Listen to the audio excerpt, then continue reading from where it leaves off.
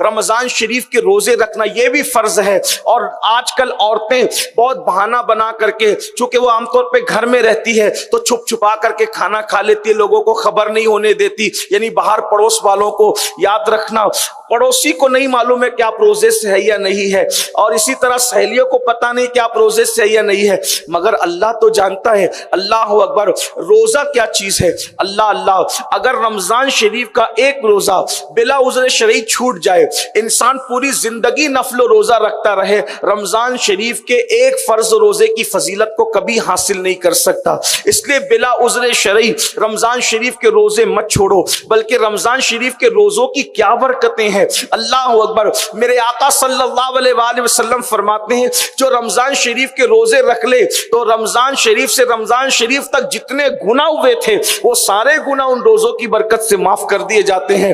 روزہ رکھنے والا گناہ سے ایسے پاک ہو جاتا ہے جیسے ابھی اپنی ماں کے شکم سے پیدا ہوا۔ جب کوئی روزہ رکھتا ہے تو جو کپڑے پہنتا ہے تو کپڑے اس کے لیے مغفرت کی دعا کرتے ہیں، جو بستر پہ لیٹتا ہے بستر اس کے لیے مغفرت کی دعا کرتے ہیں۔ اللہ اکبر، جوتا پہنے تو جوتا اس کے لیے مغفرت کی دعا کرتا ہے۔ اسی طرح اس کے منہ سے جو بو آتی ہے اللہ کو مشک سے زیادہ پیاری ہے۔ اور پھر فرمایا گیا روزے دار کو دو خوشی ہوتی ہے، ایک تو افطار کے وقت اور ایک تو رحمان کے دیدار کے وقت۔ اللہ ارشاد فرماتا ہے روزہ میرے لیے ہے اور میں اس کی جزا ہوں۔ اب یہاں پر ایک بات عورتیں کہتی ہے کہ حضرت ہم بیمار ہیں، حالانکہ جس بیماری میں روزہ رکھنا منع ہو جاتا ہے ایسی بیماری 2% لوگوں کو بھی نہیں ہوتی، مگر پھر لوگ بیماری کا بہانہ بناتے ہیں، بیماری بڑھ جائے گی، یہ ہو جائے گا، وہ ہو جائے گا۔ ایک بات میں آپ سے کہوں، ڈاکٹر جھوٹ بول سکتا ہے، حکیم جھوٹ بول سکتا ہے، مگر ہمارا روحانی طبیب ہمارے آقا مصطفیٰ جان رحمت کی زبان سے کبھی جھوٹ نہیں نکل سکتا۔ اللہ کے رسول نے کیا فرمایا؟ روزہ رکھو صحت مند ہو جاؤ۔ اللہ کے رسول نے ضمانت دی ہے روزہ رکھنے سے بیماری بڑھے گی نہیں بلکہ روزہ رکھنے سے تمہیں صحت ملے گی۔ آقا نے فرما دیا سو فرما دیا، روزہ رکھو صحت مند ہو جاؤ۔ ہاں کچھ بیماریاں ایسی ہیں جس میں خود شریعت اجازت دیتی ہے، وہ کون سی بیماریاں ہیں، بیماری کس حد تک ہونی چاہیے، اس سلسلے میں بھی آپ کو سوال و جواب کی محفل کے اندر رہنمائی دے دی گئی ہے سنی دعوت اسلامی کے اجتماع کے ذریعے سے۔ اس لیے رمضان شریف بھی قریب آ رہا ہے، ہو سکتا ہے آج کل میں ہی جو ہے وہ شعبان المعظم کا پیارا مہینہ شروع ہو جائے اور پھر رمضان شریف آئندہ مہینے شروع ہوگا۔ کیا برکت والا مہینہ ہے، اس لیے روزہ ترک مت کرنا، روزہ مت چھوڑنا، بے پناہ برکتیں روزے کی۔ اللہ اکبر، ایک بات آپ کو بتا دوں، جو بھی روزے رکھتے ہیں ہمیشہ ان کی عمر دراز ہوتی ہے، جو بھی روزے رکھتے ہیں اللہ ان کو مہلک بیماریوں سے بچاتا ہے۔ آپ دیکھ لیں یہ شوگر کا مرض، بلڈ پریشر کا مرض، ہارٹ کا مرض، یہ سب آج سنائی دے رہے، سب یہ بلائیں آج سے 100 200 500 سال پہلے 90 سال کی عمر کے ہمارے ولی ہوتے تھے، بزرگان دین ہوتے تھے، ان کو کسی کو شوگر ہوتی تھی، کسی کو بلڈ پریشر ہوتا تھا، کسی کو ہارٹ کی بیماری ہوتی تھی۔ یہ نہیں کہتا کہ جن کو یہ سب ہوتا ہے وہ گنہگار ہے، ایسا نہیں کہہ رہا ہوں، لیکن اکثر کی بات وجہ کیا ہے، وہ لوگ مہینے میں کم سے کم 3 روزے ہر مسلمان رکھتا تھا، مہینے میں 3 روزے ہر مسلمان رکھتا تھا، 13 14 15، اس کو ایام 20 کہتے ہیں۔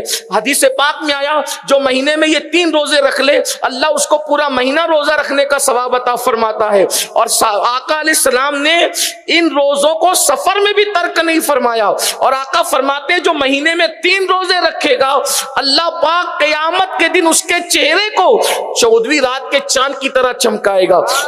آپ کیا سمجھتی ہو میری بہنوں؟ لیکن ایک بات کہتا ہوں، اس نیت سے روزہ مت رکھنا کہ میں صحت مند ہو جاؤں گی، اس نیت سے روزہ رکھنا کہ اللہ کو راضی کر لوں گی، اس لیے کہ اللہ راضی ہو گیا تو پھر ساری چیزیں بہت برکتیں روزے کی۔ اور اللہ اکبر، حکیم لوگ کہتے ہیں کہ روزہ اگر کوئی مہینے میں 3 دن رکھ لے تو اس کا پیٹ صاف ہو جاتا ہے، معدہ صاف ہو جاتا ہے، سینہ صاف ہو جاتا ہے، بہت برکتیں روزہ رکھنے کی۔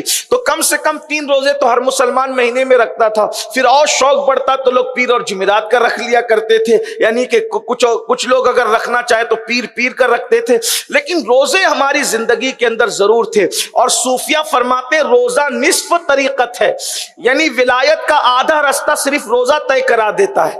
اس لیے میری بہنوں روزے پہ توجہ دو، نہیں آپ نفل رکھ سکتی کوئی بات نہیں، فرض روزے ضرور رکھو، رمضان شریف کے روزوں کی برکتیں ہیں۔ اس کے بعد چوتھا اور آخری فرض اللہ کے رسول علیہ السلام نے فرمایا کہ حج تم پہ فرض ہے. اللہ تعالیٰ اگر استطاعت دے، لیکن حج سب پہ فرض نہیں ہے، صاحب استطاعت پہ فرض ہے، یعنی پیسہ بھی اتنا ہونا چاہیے کہ آنے جانے کا خرچ اٹھا سکیں. اسی طریقے سے جو ہے وہ آپ کے پاس وہاں رہنے کے اخراجات ہونے چاہیے، اور پھر حج کے ارکان ادا کرنے کی طاقت بھی ہونی چاہیے، تب حج فرض ہوتا ہے. اور حج فرض ہو جائے تو اپنے شوہر کو، اپنے باپ کو، اپنے بھائیوں کو جن کے ماتحت ہو ان کو تیار کرو کہ حج فرض ہو تو جلدی حج کرو. یہ نہیں کہ ابھی بیٹی کی شادی باقی ہے، بیٹے کی شادی باقی ہے، نواسے کی شادی باقی ہے. شادیوں ودیوں سے کوئی حج کا تعلق نہیں ہے. آپ صاحب استطاعت ہو گئے، من استطاع الیہ سبیلا، اگر آپ صاحب استطاعت ہو گئے آپ پہ حج فرض ہو گیا. اللہ کے رسول علیہ السلام فرماتے ہیں جس پہ حج فرض ہو جائے اور وہ حج نہ کرے، یا تو وہ یہودی ہو کر مرے یا تو وہ نصرانی ہو کر مرے.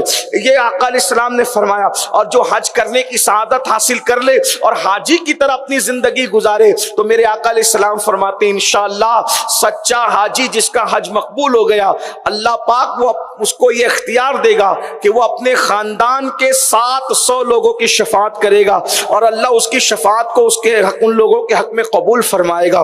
تو یہ 4 فرائض تھے ایمان کے بعد، نماز، روزہ، زکوٰۃ اور حج میں نے آپ کے سامنے پیش کر دیے. اللہ پاک کی بارگاہ میں دعا ہے کہ آپ عمل کے میدان میں آئیں، عمل کریں.